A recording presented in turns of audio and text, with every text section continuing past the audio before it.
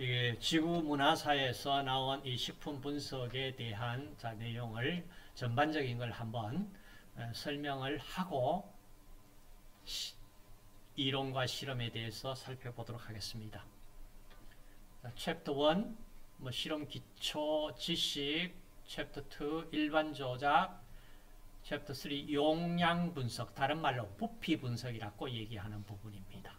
챕터 4 비색 분석이라고 하는데 이거는 정확하게는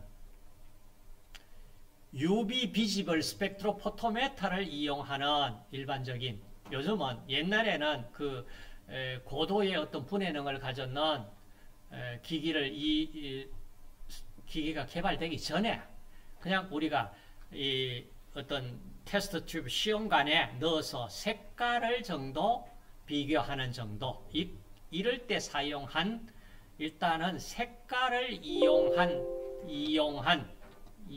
분석이다. 정확하게는 이겁니다. 가시자외선 분광 광도법, 이걸 이용합니다. 이 기기를. 그래, 가시광선과 자외선을 울트라바이올렛에서 UV 이렇게 표현을 하고, UV 울트라 바이올렛, UV 크림 많이 쓰잖아. 가시광선은 비지블 해서 비지블 VIS. 자, 가시광선과 자외선 영역의 빛을 흡광하는 흡광 광도, 빛을 흡수합니다.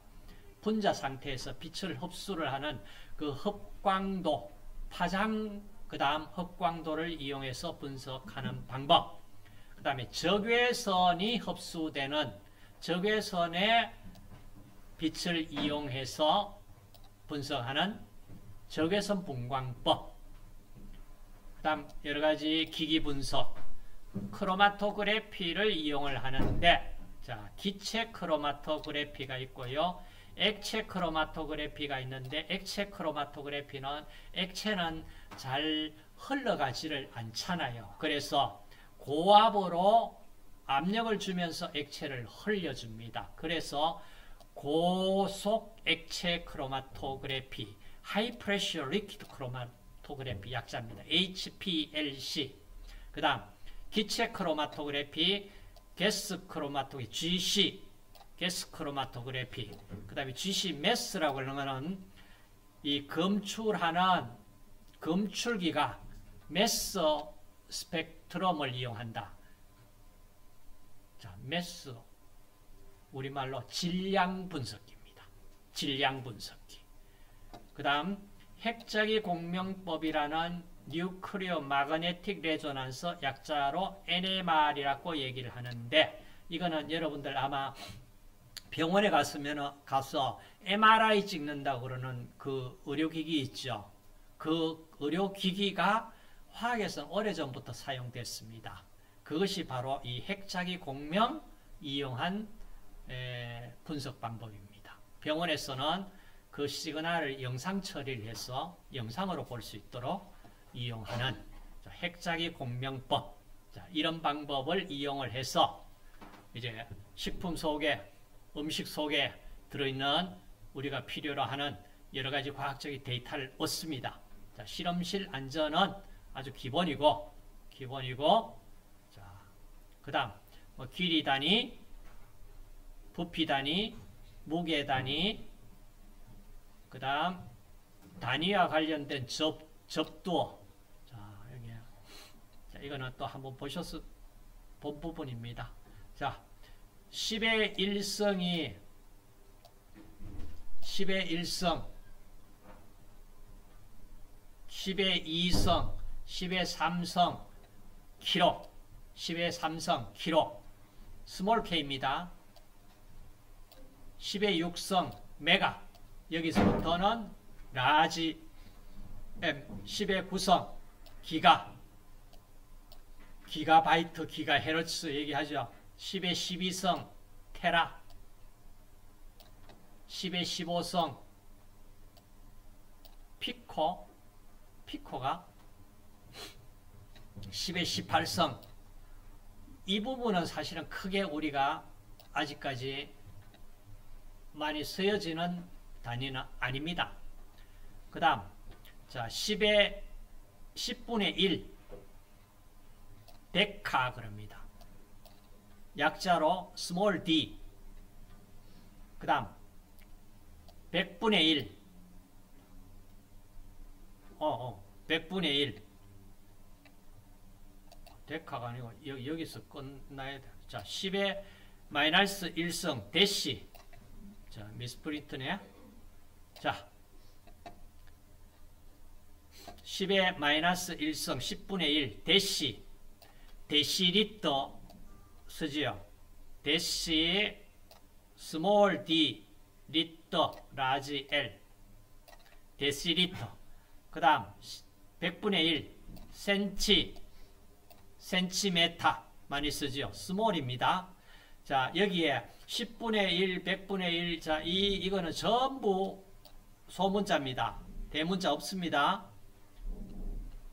대문자 없습니다. 그 다음 1000분의 1 미리 small m 10의 마이너스 6성 10의 6성분의 1 100만분의 1 마이크로리터 마이크로그램 10의 마이너스 9성 나노 10의 마이너스 12성 피코 10의 15성 펜토 10의 마이너스 18성 아토. 자, 이렇게 접두어도 좀 기억을 해 주시면 좋겠다. 그 다음 유리 세공 부분이 있는데, 자, 이건 실험을 위해서 나중에 여러분들이 자, 이렇게 시판되지 않는 경우에 실험기구를 만들었어야 될 경우가 자주 있습니다. 자, 그때 자, 이 유리관을 어떻게 자르고 어떻게 구부릴 것이냐, 자, 이겁니다. 보시다시피 자, 유리관 필요한 부분만큼 잘라서 자, 이걸 유리관을 버너 불꽃 윗속에서 자, 돌리면서 골고루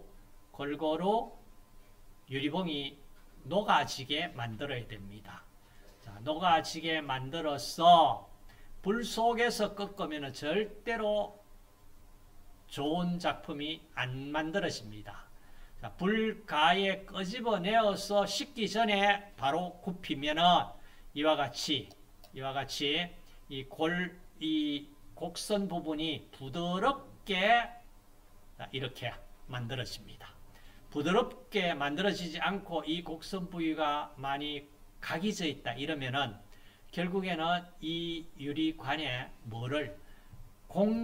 기체나 액체를 흘려가면서 실험을 해야 됩니다. 그럴 때 이와 같이 양호하게 꺾여지지 않는 관에서는 이와 같이 각이 졌다. 그럼 여기에서 어떤 일이 일어나느냐? 기체나 액체를 흘릴 때 흘러가면서 이 부분이 파손이 돼버립니다. 파손되면 실험 망쳐버리잖아. 망치는 정도가 아니고 이것이 파손되면 여기서 이제 어떤 화재 폭발이 일어난다 이러면은 어떻게 되겠어요? 끔찍하죠? 그래서 굉장히 이렇게 조심을 하면서 잘 만드세요. 이렇게 만들려고 그러면은 절대로 불 속에서 굽히면 안 됩니다. 왜 안 되냐? 불이 닿는 부분은 굉장히 고온이고요. 반대편은 상당히 온도가 낮습니다. 그러니까 이렇게 양호하게 꺾이지 않습니다. 이런 불량품이 나옵니다. 그리고 그 다음 유리막대 끝쪽에서는 보시면은 자, 끝에 보면은 이 자른 면에 굉장히 날카로워요. 자, 이 날카로운 부분은 불 속에 넣어가지고 잘 다듬어 가지고 손이 베인다든지 이런 사고 없게 만들어 줘야 됩니다. 그리고 만약에 또 끝이 이렇게 녹아 있다면은 이 구멍을 좀 내라든지 이게 줄로 가지고 잘린 곳 뒤처리 그러는데 이 줄 가지고 이렇게 쓰지 마세요. 줄로 쓰면은 유리 파편이 아주 미세한 유리 파편이 생깁니다. 생겨가지고 그것이 붙어 있을 수도 있고 그 파편이 눈에 튀어 들어가면 어떻게 되겠어요? 굉장히 위험합니다. 자, 그렇게 하십시오. 그 다음 여기는 이제 고무마개를 구멍을 뚫어서 유리관을 끼워서 실험을 해야 된다. 그러면은 자, 이 고무마개 구멍을 뚫고 할 때 이 롤러 뚫을 때 물을 묻혀가지고 뚫으세요. 그렇지 않으면은 잘 뚫히지 않습니다. 물이 윤활 작용을 해줍니다. 그래서 물을 뚫어라. 그 다음 여기 뭐 화학 천칭 그런데 요즘 이런 천칭 써지지는 않잖아. 그죠? 자, 전자 저울입니다. 자, 전자 저울 지금 여기 소수 몇째? 0.0000 소수 넷째 자리 그램이네요. 그러니까 최소 눈금이 0.1mg입니다. 0.1mg 이상 되는 저울을 케미칼 밸런스, 화학 저울이라고 얘기합니다. 화학 저울을 사용할 때만 정밀하게 단다 이런 용어를 씁니다. 자, 정밀하게 달아라. 이게 무슨 얘기냐? 식품공전에 또 기록이 되어 있습니다. 정밀하게 무게를 달아라. 정밀하게 달아라. 그 얘기는 소수 0.0000 소수 넷째 자리 그램까지 다는 이런 저울을 화학 저울로 사용을 해라 그 말입니다. 그 다음 가스 버너. 자, 보시면은 버너에 가스가 들어가고 공기가 들어가야 됩니다. 그럼 불꽃 색깔이 한번 보세요. 공기가 충분히 공급이 못 되면 불꽃이 이렇게 빨간 불꽃이 만들어질 거예요. 빨간 불꽃. 그 다음, 자, 공기가 부족하고 공기가 과잉이다. 과잉이다면 색깔이 빨간 색깔이 아니고 무슨 색깔이 주로 나올까요? 빨간 색깔은 거의 사라집니다. 사라지고 그 다음 불꽃이 여러분 보시면은 바깥 불꽃 있고 이 속 불꽃이 있잖아요. 그렇죠? 자, 바깥 불꽃, 속 불꽃 어디가 온도가 높을까? 한번 생각해 보세요. 어디가 온도가 높을까? 그 다음 자, 여과 할 때 자, 우리 흡인 여과 주로 자, 이렇게 흡입병을 통해 가지고 여기에 뭐 아스피레이터라는 장치로 여기는 수돗물을 착 흘리면은 공기가 수돗물에 의해서 공기가 이렇게 뽑혀져 나갑니다. 뽑혀져 나가면서 여기에 여가 깔때기에 이제 여가 쉽게 되도록 자, 아스피레이터를 이용을 해서 여과할 수도 있고 이 아스피레이터 아니고 여기에 펌프를 달아가지고 펌프로 공기를 뽑아내도 됩니다. 그 다음 여과를 할 때 여기 보시면은 이런 여과지를 사용을 할 수도 있고 여과지를 사용할 수도 있고 그 다음 이거는 그래스 필터라고 해요. 유리 필터로 된 자, 여과용 그래스 필터입니다. 자, 그래스 필터가 자, 이런 종류의 그래스 필터가 존재를 합니다. 자, 여과. 그 다음, 막분리법. 자, 이거는 두고. 증류 방법에 대해서 설명을 좀 할게요. 자, 우리가 증류수를 실험에서 사용을 해야 되는데, 자, 상압 증류. 1기압 상태에서 그냥 증류하는 겁니다. 자, 여기에 불꽃 버너를 통해 가지고 자,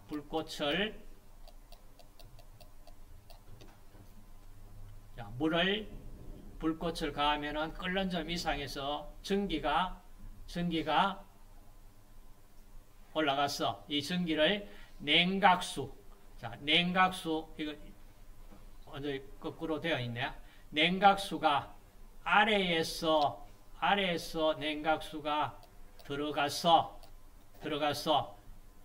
아니요. 냉각수가 아래에서 들어가서 위로 나올 수 있도록 거꾸로가 아니네. 자, 냉각수가 아래에서 들어가서 위로 채워지면서 이렇게 빠져나올 수 있도록 냉각관을 통해서 수증기를 냉각시키면은 여기에 정류된 정류수가 얻어집니다. 자, 이렇게 한번 정류하면은 1차 정류수.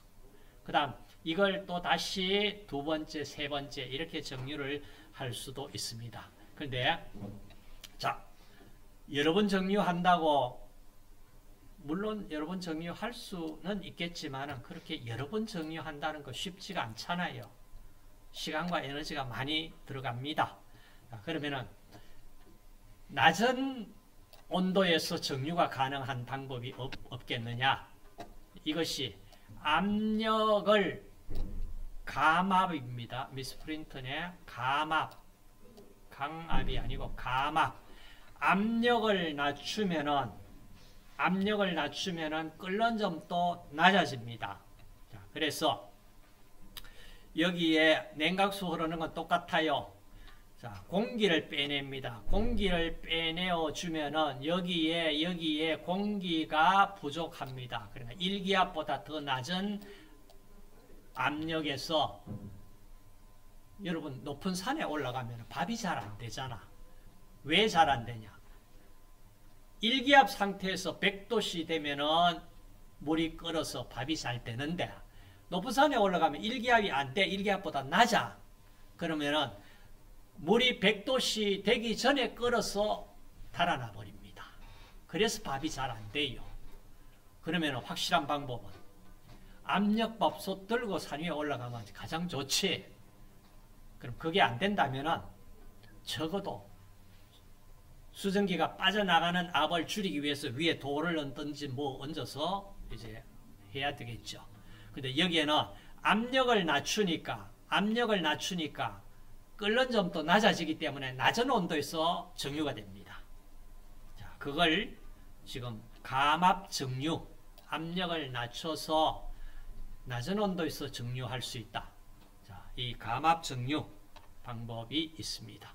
그 다음 정류 방법의 한 가지가 수증기 정류법이라는 게 지금 보입니다. 자, 이건 뭐냐 하면은 자, 정류는 하되 여기에 수증기를 공급을 하면서 함께 정류한다. 그래, 수증기가 공급되어지면은 자, 좀 더 수증기 압 플러스 여기에서 발생되는 증기압 합해져 가지고 1기압이 됐을 때 끓습니다. 그러니까 끓는 온도가 뭐냐 하면은 100도씨 되면 끓는다는 얘기는 발생된 수증기의 압력이 1기압과 같아지는 온도, 그게 끓는 점입니다. 끓는 온도입니다. 그러니까 자, 이 자체에서 전기압이 1기압이 아니고 여기에 수증기를 공급해 주니까 그 수증기 플러스 여기에 나온 전기압 합해서 1기압이 되면은 바로 정류가 됩니다. 그래서 이런 경우를 수증기를 공급하면서 정류하는 방법, 이 수증기 정류법이라고 얘기합니다. 어디에서 쓰냐 하면은 실험할 때 여러분 단백질 정량하고 할 때 이 수증기 정류 방법을 씁니다. 그 다음 피펫, 자, 여러 종류의 피펫이 있습니다. 그 다음 뷰렛 있습니다. 자, 뷰렛 보시면은 이와 같이 벽면으로 이 모세관 현상에 의해서 이렇게 눈금이 올라갑니다. 그런데 올라가지만은 우리는 제일 아래쪽 밑 하단에 눈금을 읽습니다. 자, 밑 하단에 눈금을 읽습니다. 이걸 만약에 투명액이다면은 이렇게 읽을 수 있는데 어떤 색깔이 너무 착색되어 있다면 밑 하단을 읽을 수 없는 경우에는 윗 하단을 읽었다라고 기록을 하고 표시를 하세요. 표시를 하세요. 근데 거의 대부분 그렇게 진한 색으로 착색되어 있는 거 윗상단을 읽어야 될 경우는 그렇게 많지는 않습니다. 자, 그래서 모세관 현상으로 벽을 타고 올라가는 부분이 아니고 아래쪽 하단을 읽는 것이 원칙이다. 원칙이다. 그 다음 부피, 메스 플러스 커 그런 거. 여기에 메스 그런 거, 부피를 재는 플러스 커다. 자, 부피 플러스 커다. 여기에 눈금까지 담으면은 몇 밀리리터다. 이렇게 부피 플러스 커. 그 다음 여기 나오는 자, 이 법칙이 앞쪽에 우리 봤는 UV 비지블 스펙트로 포토메타고 그랬는 자, 그 분석에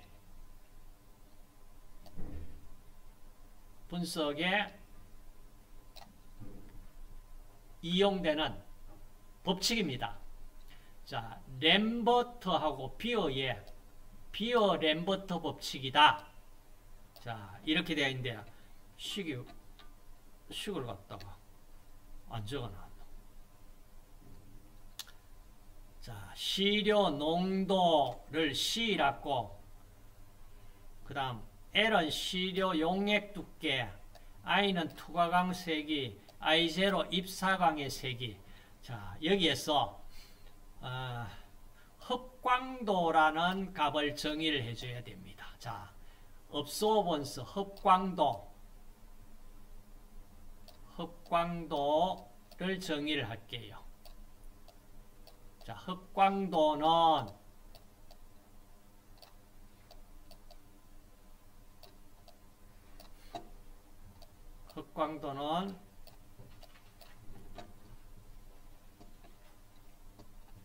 자, 램버트 비어의 법칙부터 설명을 하고, 자, 흡광도는 입실온 B, C. 자, 이 식을 우리가 램버트 비어의 법칙이라고 얘기를 합니다. 자, 입실온은 몰 흡광계수. 자, 몰 흡광계수. 몰 농도 들어보셨죠? 몰 흡광계수를 우리가 입실온이라고 주고, 자, 몰 흡광계수. 그 다음 B. 자, B는 여기에 지금 얘기하는 이걸 B. 시료 셀 길이. C. 농도. 자, 농도. 그러니까 다시 말해서 농도를 알려고 그러면은 흡광도를 구하면은 농도를 구할 수가 있다 이 말입니다. 흡광도와 농도 사이는 비례관계에 있다. 그 다음 흡광계수는 계수니까 고정되어 있는 값이고, B는 시료 셀 길이.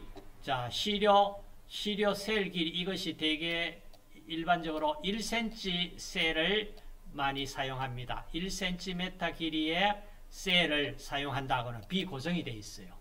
그러면은 흡광도만 구하면은 농도를 구할 수가 있다. 이 식이 바로 이 램버트 비어의 법칙입니다. 그럼 흡광도는 어떻게 정의했냐? 흡광도 정의가 여기 입실온 LC 되는데 L이 B고요. 같은 내용입니다. 자, 흡광도 정의 안 하고 들어가 버렸네.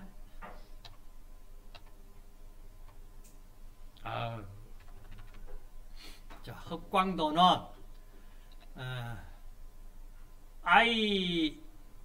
I분의 I0의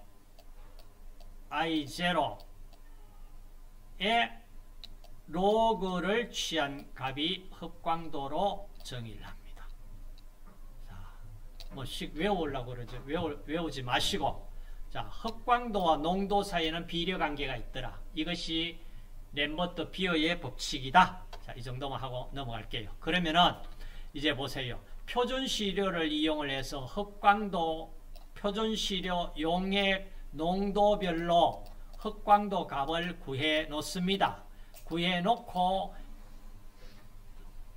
나서 그리고 나서 미지시료의 흑광도를 구하면은 이 식으로부터 미지시료의 농도를 알 수가 있잖아. 맞죠? 바로 이 방법을 이용을 합니다. 그래서 지금 보시면은 뭐 광전 비색계 그냥 이 스펙트로포토메타입니다. 자, 광원에서 뭐 직광렌즈 3통에서 필터 그런데 여기에 지금 비색계가 아니고 스펙트로포토메타 같으면은 자, 여기에 단색화 장치라는 그레이팅이라는 단색화 장치를 사용합니다.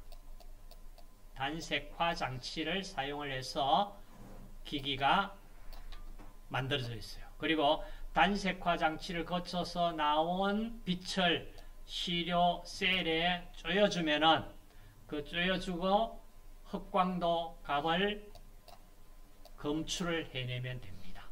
자, 기기 상세한 부분은 나중에 한 번 더 보도록 할게요. 자, 그 다음 pH 중화적정 pH 지시약 사용. 자, 이 부분은 자, 이거 pH를 구하기 위한 실험 기기입니다.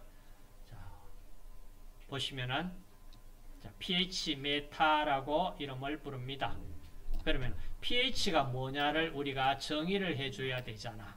자, 여러분들 뭐가 pH를 정의를 어떻게 할까요? 자, pH 정의 스스로 pH 정의가 되느냐? 자, 여기까지 잠시